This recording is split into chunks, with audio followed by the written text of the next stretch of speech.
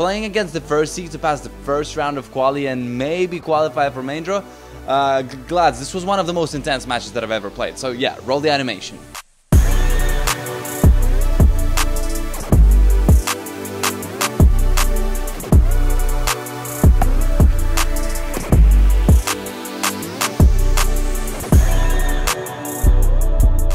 What's up, guys, and welcome back to Gladiators Tennis and to your guys' favorite series, Gladiators on Tour Road to 280p Points, a series where I take you glads with me to professional tournaments all around the world and show you all the struggles and all the challenges that I have to face on my road of becoming a tennis professional and winning my first 280p Points. And today I'm taking you guys to Madrid, where I played a 15k against a guy who isn't even supposed to be playing this kind of tournaments. You'll eventually see why a little further on, but for now, let's flash back to the day of my trip.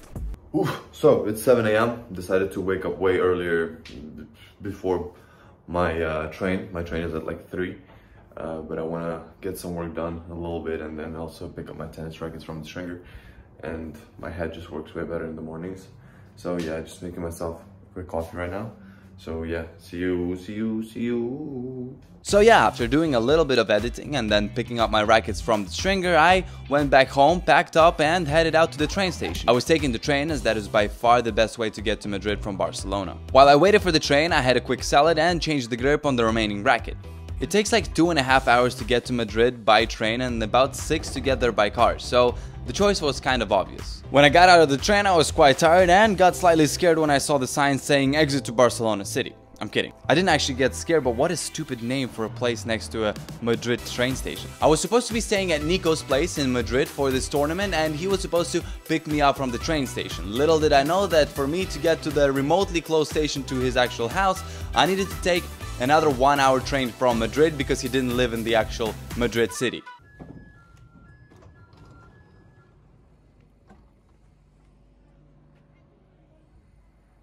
So yeah, it turns out that Nico lives in the middle of absolutely nowhere.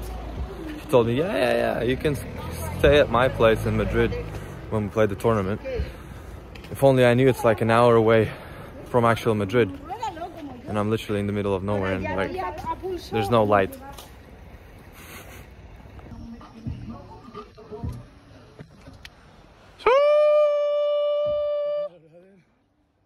Nico has 4 dogs in his house and they kept me company wherever I went, which was kind of cute. Alright, lads, I'm not gonna pretend like I don't know who I play, but just how lucky am I? I get the first seed for the 50th time. Like, Glads, do you think this is normal? I've been only getting seeded players in the last 4 or 5 tournaments that I've played, and I'm not saying like 7th or 8th seed. No, I'm talking like well-seeded players, like 1st, 2nd, and 3rd. Is this normal? Anyways, back to the video. Yeah, guys, so I'm playing number 1 seed, and Nico over here is playing number 3 seed. So yeah, tomorrow the number 1 and 3 seeds are going. They are going down. They're going down. Yeah. Another very lucky coincidence is that Nico was playing his match first turn at 11 and mine was of course last turn, not before 3 p.m. which meant that we had to wake up at 7:30 a.m, go to the club, let Nico play his match and then wait for like 3, 4, 5 hours until my match starts. Anyways, to the morning of the match day. For breakfast, Nico prepared a wonderful omelette for us, the recipe of which I'm not going to share as it is his most well-kept secret. And that's just Mac and I chilling, waiting for Nico to go to the club. Alright guys, I was hesitating whether I should take my winter jacket, but it's like 1 degree right now in Madrid. And we're waiting for the car windshield to unfreeze. So yeah, that's gonna be a fun tournament now. We have arrived to the club. It's really cold. Gotta do a good warm-up, but the problem is that actually there's only like 1 warm-up court. And there's at least, you know, like 8 people playing at 11. So I'm not sure how they're planning to do the warm-ups, but yeah, I guess we'll have to figure it out.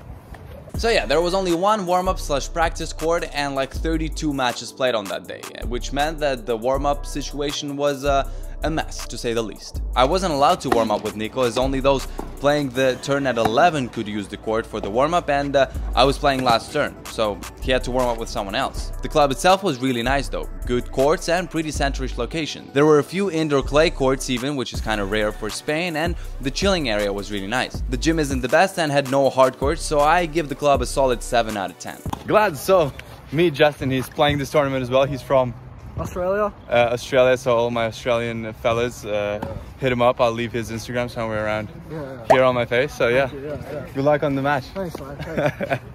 It was then time for Nico to get on court. He got a really tough opponent and ended up losing that match in 2 sets.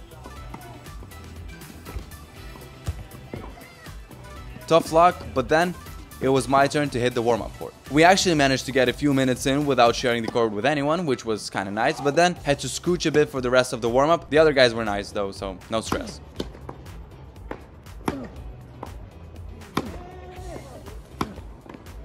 Alright lads, I'm already headed to the courts. It seems like there isn't that big of a delay because they're already kind of on the second set and should be finishing pretty soon, and it's only like 3:25. I guess you never know. It might take way longer, but so far so good. Doesn't seem like we're gonna be too late on the schedule. So a quick summary of my opponent before we get into the match. Mikel de Krom, sorry if I'm mispronouncing the name, a tennis player from Netherlands born in Dubai. Interesting. 25 years old of age, 6 feet tall, highest ATP ranking 689. Best result seems like reaching the final of a 15k in Belgium, although this might be a bug on the actual best result is semis. Plus he played Nico 2 weeks prior to the tournament and Nico lost. A very tough opponent, but let's see what I can make of it. After taking off layers of clothes as we warmed up, it was time to start the match. My opponent won the toss and chose to serve, and right away from the first point I could tell that breaking him was going to be a real problem. I couldn't calibrate my shots and at first I was missing quite a bit. Madrid is located on a noticeable altitude compared to Barcelona's sea level where I train. That meant that the balls were flying out way more than I was used to, and the balls were obviously new. I did string my rackets tighter, but the altitude was still something to get used to.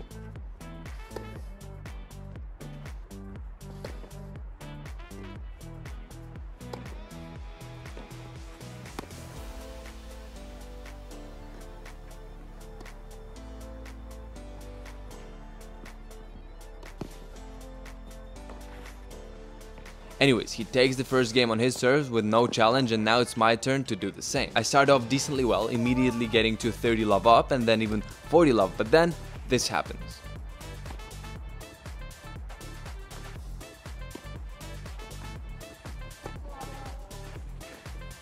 Yeah, the guy manages to recover, changing the score to deuce, but then I get really lucky with that drop shot and I'm at up.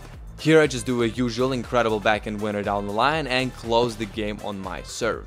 This guy's forehand was obviously superior to his backhand, but not in the sense that his backhand is shit, but rather in the sense that his forehand is just freaking nuts. If I played a decently normal ball where he didn't have to run or stretch to get to his forehand, I was done in the next 1 to 3 shots. There goes the end of that. Changeover. And we're back to serving. Playing a seated player on a high level of futures like this one, you know for sure that they're not gonna forgive any dumb mistakes. They're just not gonna. You make a wrong decision, you're done. You serve a weak second serve, adios.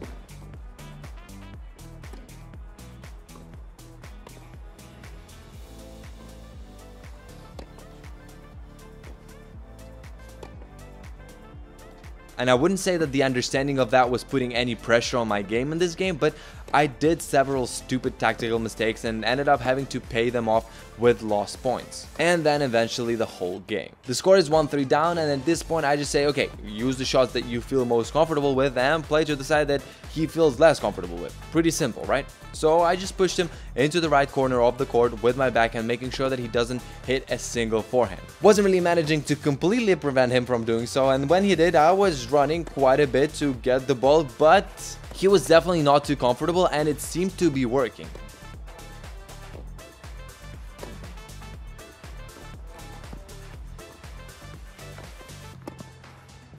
After managing to recover back to deuce for the second time, I decided to switch the racket to a tighter strong one, as some shots were flying literally centimeters out and that could totally fix it. However, his first serve on the deuce side was pretty much unreturnable, and on the line. We're back to advantage down, and this time he manages to close it with, I gotta say, a rather sexy drive volley.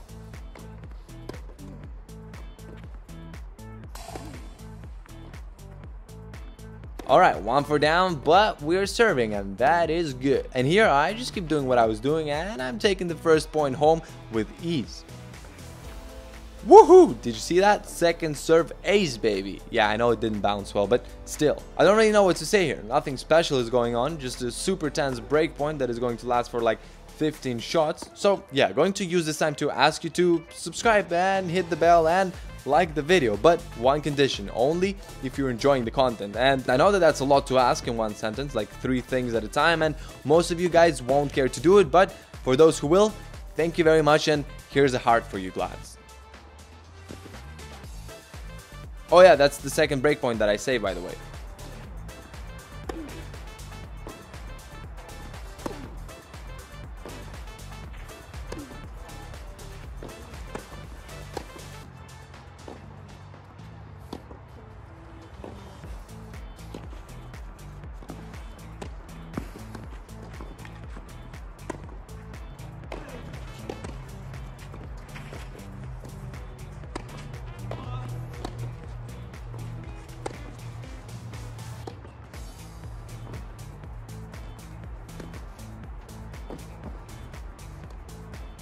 Oh, did he really have to do that thing with the head? Just kidding. Good drop shot. So yeah, 1-5 down is a tough score to look on paper, but under no circumstance should you give up. I think it's kind of acceptable to throw the set in this case, but not to throw in the sense of not caring to win, but rather in the sense of doing things that you wouldn't otherwise do and going for riskier shots to relax a little if they end up going in. Yep, that was a line.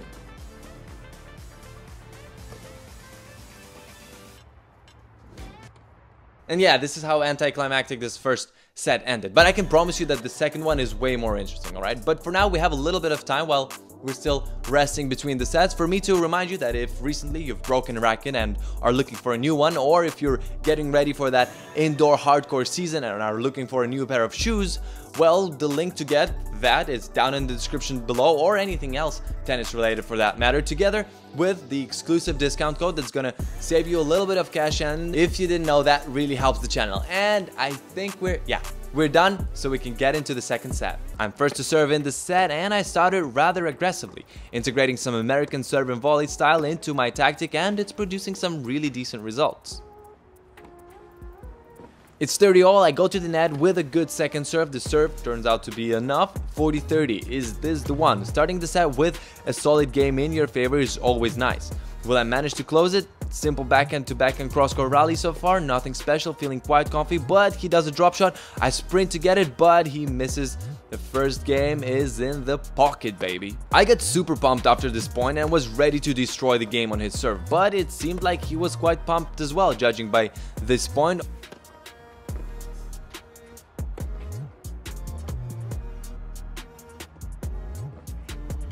And also kind of judging by this point, and the fact that it's now 40-15 for him. Oh, never mind, it's 1-all now. Alright, it's 1-all, we're back to serving. I do a serve and volley, pick up the ball from the ground, and around the back volley winner, let's go! Oh, no, never mind, it was out.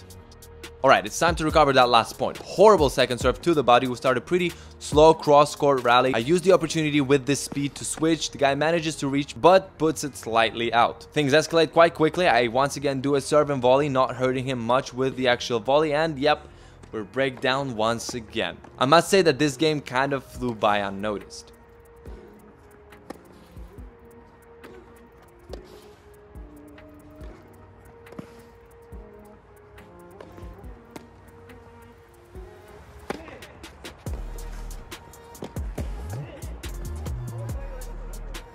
Yeah, that was just a weird mistake.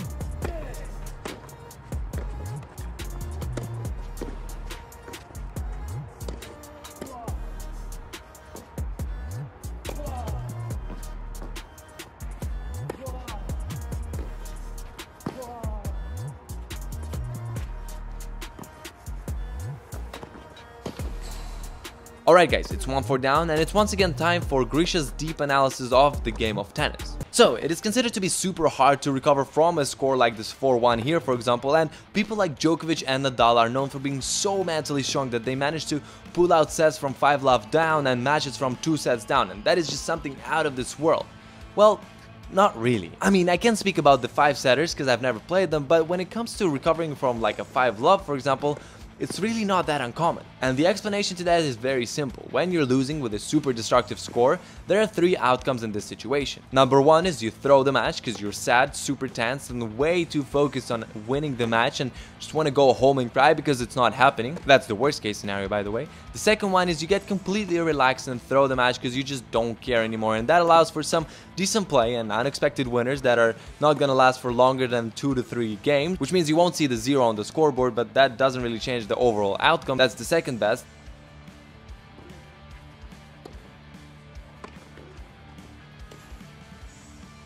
And then there's the third one, which is the best one and the one that pros actually revert to, and that is to kind of combine the first and the second option.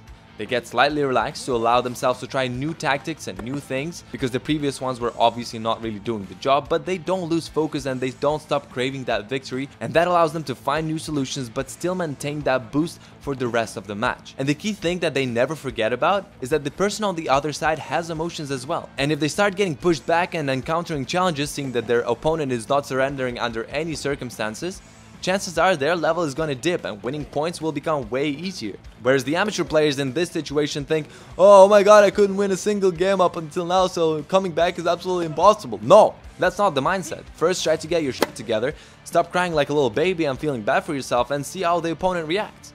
Getting the pro mindset in this case is once again not an easy thing to do, but nobody said that being a pro player is easy. It's just not as impossible as one might imagine. And I just thought it'd be kind of epic to talk about coming back from a really bad score as I'm recovering that scoreboard in my own match like a beast. Although I gotta say, not breaking him with that 40-love up was quite painful.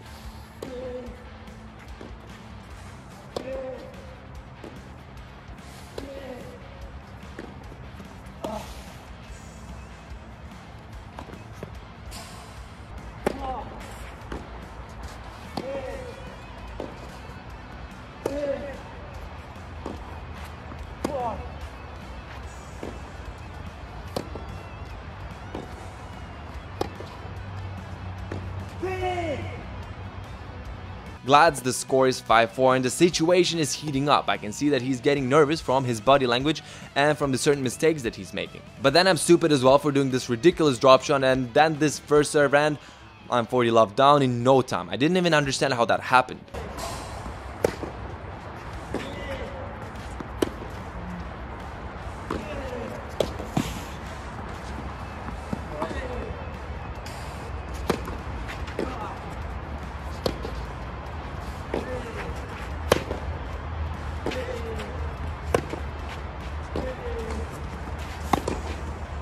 So it's 40 all on his serve. He does a decent serve to my forehand. I returned quite well and deep, but he still manages to get that inside out forehand. Starts moving me around. I get to everything. Does a drop shot. I managed to reach to that too. He gets that drive volley and does a winner. 4th match point.